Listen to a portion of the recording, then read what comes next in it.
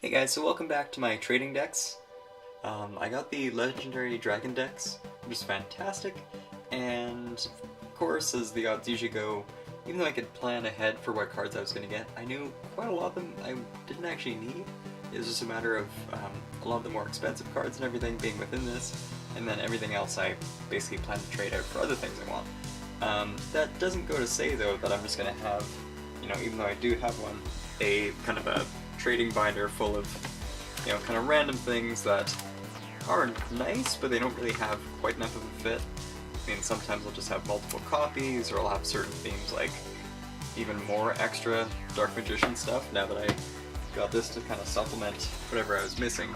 But the main point is, this is a series now where I'll be going through different decks which are definitely not the top tier of anything, in fact kind of almost the opposite, but it's still a, technically a playable deck and everything, so I figured that's worth sharing before I hopefully manage to trade them out. So for today's video I'm going to be doing a pack that's not entirely a full deck, but it's got a decent amount of cards in it, and that's kind of my excess Karakuri deck and also machine deck.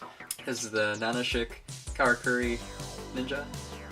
So we've actually got two of those for, not only is it decently strong, but it's also got a bit of draw power for anything in defense position. Cyber Dragon, because I had one extra now that I got the, massive Cyber Dragon themed deck. So this just had nowhere to go but here. Then we have Karakuri Ninja Model Quick, what I like. Then we have an FA, because that was just added in. Probably when I go to get another circuit break, I'll get some extra stuff to support FA, because that seems to be, continuing on. Then we have Speedroid Double Yo-Yo, and then Speedroid Passing Glider.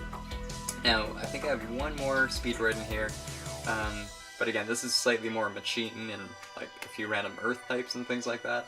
Just kind of like a bulk trade sort of thing to do. Then you have Iron Chain Strike, then Karakuri Strategist, who's great, Ancient Gear Hunting Hound, Ninja Model Sazank. And here's Speedroid Gum Prize. Now we're leading into our spells now.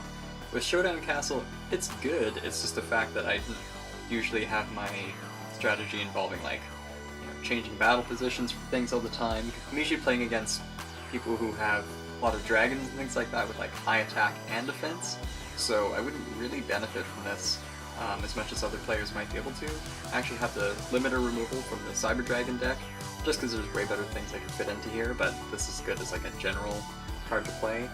And we have Karakuri Anatomy 3 times, because I don't get that much use out of it compared to what this deck could. So another Showdown Castle, Gold Dust, which is great actually, I just have too many of them, and Creature Swap. Now, this one actually plays in quite well to this deck because of the fact that you actually can't change the battle positions of certain cards. So if you do happen to have something like,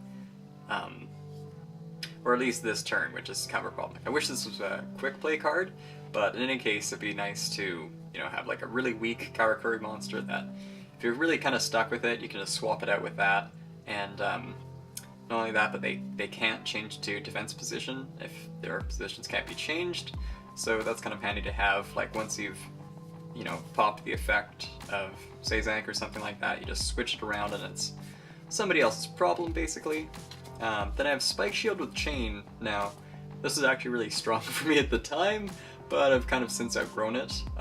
Basically when it comes to, as soon as the Karakuri are shifted into defense position, when they're being attacked, you can get kind of a buff for the defense equal to the attack during damage calculation, which is actually pretty strong. So I'm hoping that can be put to good use.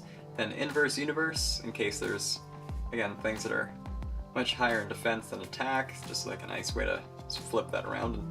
And, maybe you'd be lucky with effect monsters having like super high attack but almost no defense.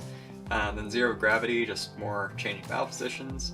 Ring of Destruction for just good measure and everything, and that completes kind of the mini deck. Anyway, thanks for watching guys, and I'll see you next time.